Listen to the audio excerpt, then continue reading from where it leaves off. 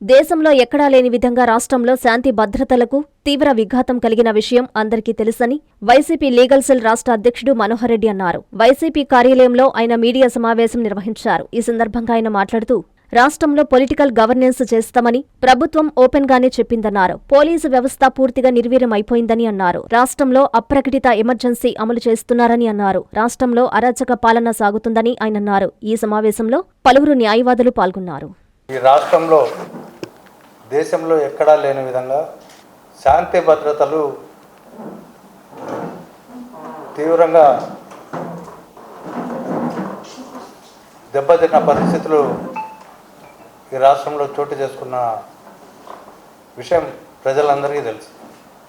ముఖ్యంగా ఇటీవల జరిగిన కేంద్ర ప్రభుత్వ గణాంకాల ప్రకారము, క్రైమ్ బ్యూరో రికార్డుల ప్రకారము ఆంధ్రప్రదేశ్ రాష్ట్రం శాంతి భద్రతలను కాపాడడంలో చిట్ట చివరి స్థానంలో నుండి రికార్డు సాధించింది. అయినా ఈ చిట్ట చివరి స్థానంలో ఉన్నప్పటికీ శాంతి భద్రతలను మెరుగుపరచడానికి కానీ, ఈ రాష్ట్రంలో జరుగుతున్న అత్యాచారాలు కానీ, హత్యలు కానీ, లేకపోతే పసిపిల్లలను మానభంగాలు చేయడం కానీ, లేకపోతే గంజాయి అమ్మకాల పైన గంజాయి మత్తుకు బానిసలైపోతున్న విద్యార్థులను కాపాడడంలో కానీ అన్నిట్లో ఘోరంగా విఫలమైపోయింది ఈ రాష్ట్ర ప్రభుత్వం. ఇవన్నీ ముఖ్యమంత్రి, తర్వాత హోంమంత్రి, విద్యామంత్రి, డిప్యూటీ సీఎం వీళ్ళందరి ఇలాకాల్లో ఇలాంటి సంఘటనలు రోజు జరుగుతూ ఉన్నాయి. అయినా వాళ్ళకి చెమగుట్టినట్టు కూడా లేదు. వాళ్ళకు ప్రధానంగా పోలీస్ వ్యవస్థలో కూడా సమర్థులైన అధికారులు ఉన్నారని చెప్పక తప్పదు. ఎందుకంటే వైఎస్ఆర్సీపీ గవర్నమెంట్లో లా అండ్ ఆర్డర్ ఎట్లా ఉంది, ఇవాళ గుళ్ళకు పోవాలంటే ప్రజలు భయపడే పరిస్థితి వచ్చింది. అక్కడ రక్షణ కల్పించలేక గోడల కూలో లేకపోతే ఇంకో సందర్భంలోనూ తొక్కిసలాటలలోనూ భక్తులు చనిపోతున్న సందర్భాలు ఈ రాష్ట్రంలో జరిగాయి.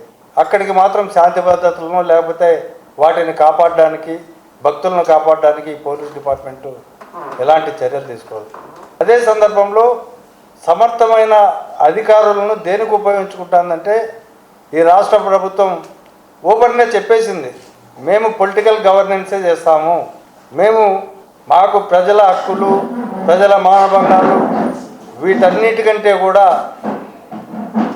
మాకు మా ప్రత్యర్థులను వేధించడం, ప్రత్యర్థి పార్టీలను లేకుండా చేయడం, వాళ్ళపైన అక్రమ కేసులు బనాయించడం అనేది నిత్య కృత్యం అయిపోయింది.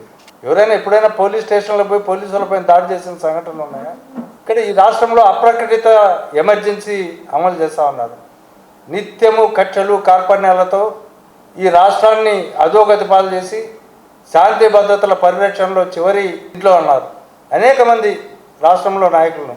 ఇక్కడ నెల్లూరుకు సంబంధించి ప్రత్యేకంగా చెప్పాల్సి వస్తే కాకాని గోవర్ధన్ రెడ్డి గారి పైన మాజీ మంత్రి, తర్వాత సహృదయుడు, తర్వాత అనేక సుదీర్ఘకాలం పాటు రాజకీయాల్లో మచ్చలేని వ్యక్తిగా ఉన్న వ్యక్తి పైన ఈ ప్రభుత్వం అధికారంలోకి వచ్చిన తర్వాత ఎన్ని అక్రమ కేసులు బనాయించిందో మీకు అందరికీ తెలుసు.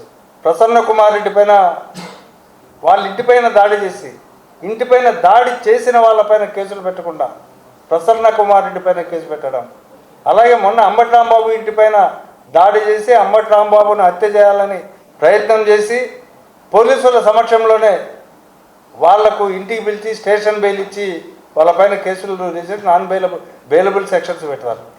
తర్వాత వెంకటేశ్వర స్వామి గుడి దగ్గర లడ్డూలో కల్తీ అస్సలు జరగలేదు అని సిట్టు దర్యాప్తు నివేదికలే చెప్తున్నాయి.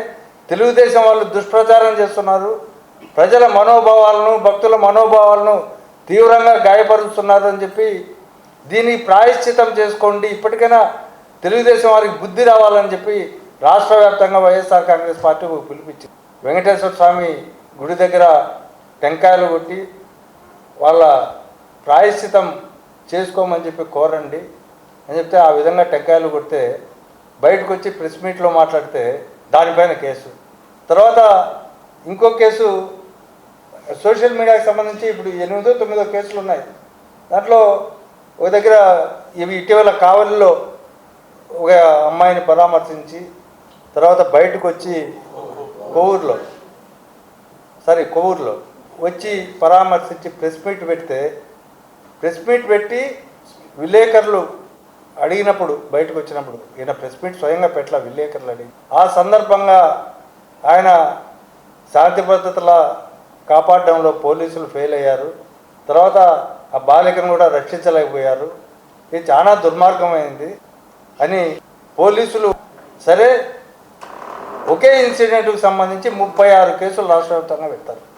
పోలీస్ ఆఫీసర్స్ కూడా చట్టానికి లోబడి పనిచేయాలి కానీ పోలీసు వీళ్ళు తెలుగుదేశం నాయకులు కూటమి నాయకులు చెప్పినట్టు చేస్తే భవిష్యత్ తరాలు క్షమించవు. వాళ్ళందరి పేర్లు కూడా మేము డిజిటల్ డైరీలో ఎక్కించుతున్నాం. ఏ పోలీస్ అధికారులను వదిలిపెట్టాం. అందరిపైన చట్టపరంగా న్యాయపరంగా కోర్టుల్లో పోరాడతాం. అందరినీ శిక్షించే వరకు చట్టపరంగానే శిక్షించే వరకు కూడా మేము వదలం. కాబట్టి పోలీస్ అధికారులు రాష్ట్ర వ్యాప్తంగా కూడా శాంతి భద్రతలను కాపాడడంలో ఇప్పటికైనా మేల్కొని మీరు ఒక పార్టీలకు తొత్తులుగా కాకుండా ఒక ప్రభుత్వ విధాన పాలసీ ప్రకారం మీరు పొలిటికల్ గవర్నెన్స్ లేకుండా మామూలుగా ప్రజల శాంతి భద్రతలను ప్రజల ధన మాన ప్రాణాలను రక్షించే బాధ్యతలను మీరు తీసుకోవాలని చెప్పి విజ్ఞప్తి చేస్తూ ముగిస్తున్నాం. పైన వైఎస్ఆర్సీపీ కార్యకర్తలపైన కానీ నాయకులపైన కానీ ఎక్కడ ఏ దాడులు జరిగినా మా లీగల్ సెల్ బృందం సమర్థవంతంగా తిప్పికొడతా ఉంది. వాళ్ళందరికీ కూడా నేను అభినందనలు తెలియజేస్తున్నా. భవిష్యత్తులో ఇంకా మరింత రాటుదేలి మా పార్టీ కార్యకర్తలను రక్షించుకోవడంలో, మా పార్టీ నాయకులను రక్షించుకోవడంలో, ఈ పార్టీని కాపాడడంలో, వీళ్ళ అనైతిక చర్యలను ఎండగట్టడంలో మా లీగల్ సెల్ ముందుంటుందని చెప్పి విజ్ఞప్తి చేస్తూ ముగిస్తాం. మీ నెల్లూరు చందన బ్రదర్స్ లో డిసెంబర్ 2 నుండి ప్రారంభం 30వ వార్షికోత్సవ వేడుకలు.